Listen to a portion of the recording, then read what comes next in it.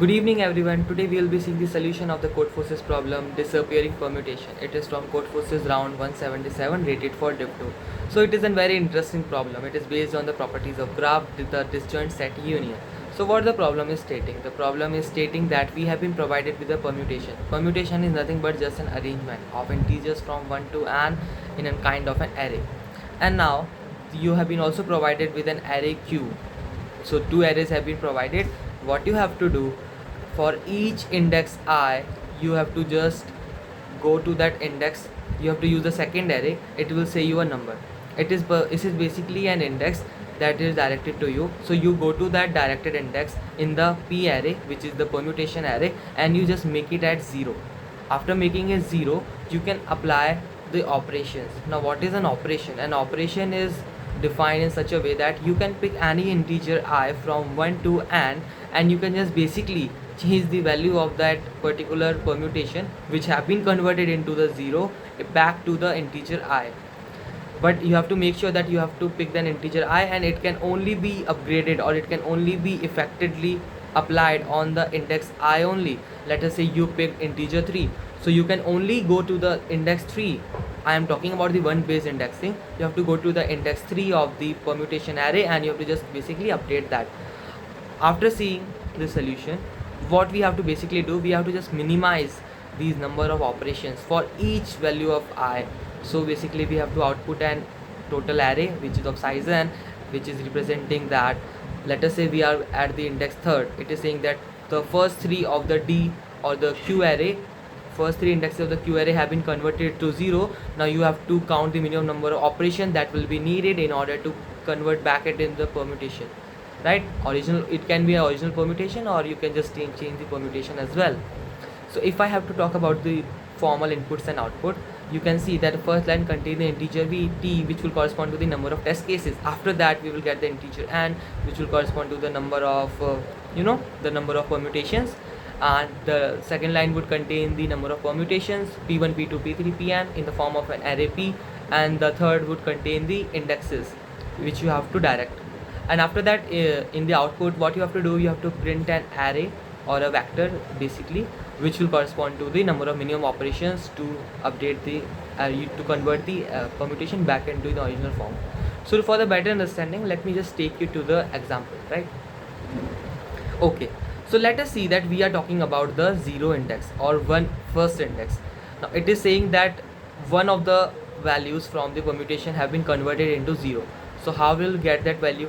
Let us say the D array, which is also the Q array, it is saying that D of 1 is represented as 5.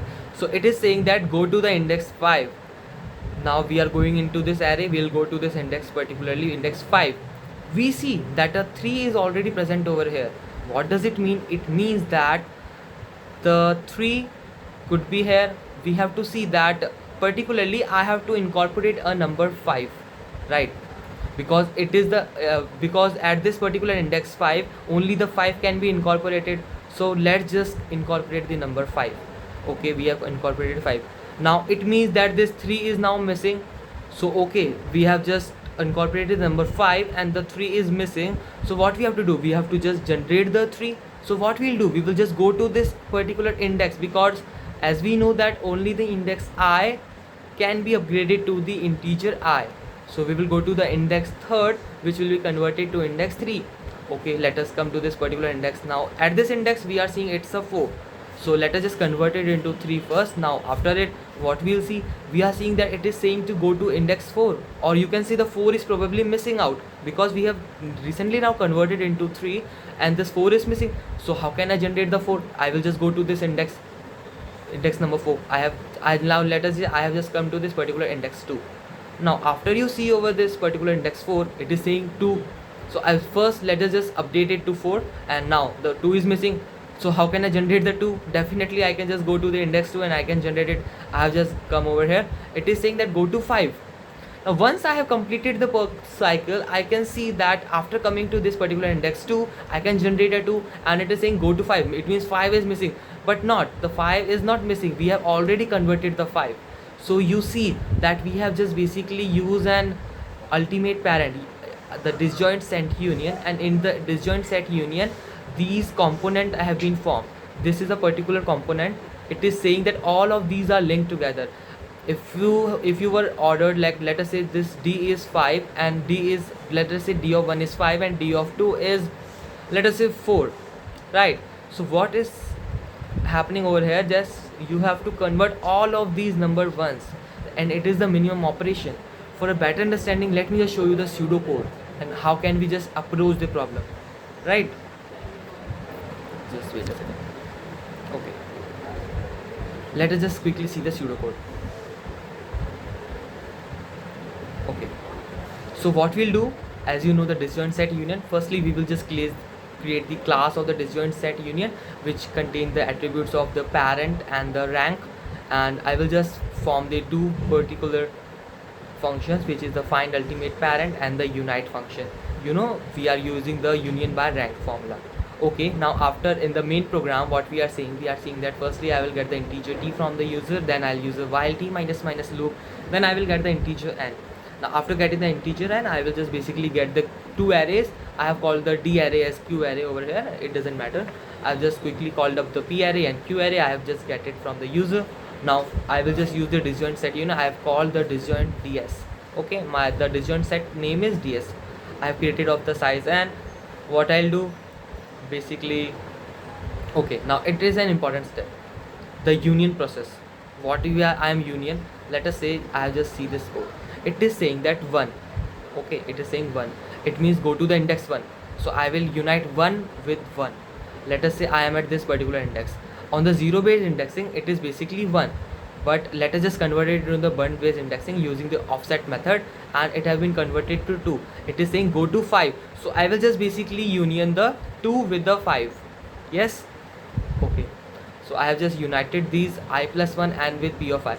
Now for the component sizes, what I'll do a very basic step. I will just go from index 1 to n, and I will just use a map data structure to map the size along with the ultimate parent.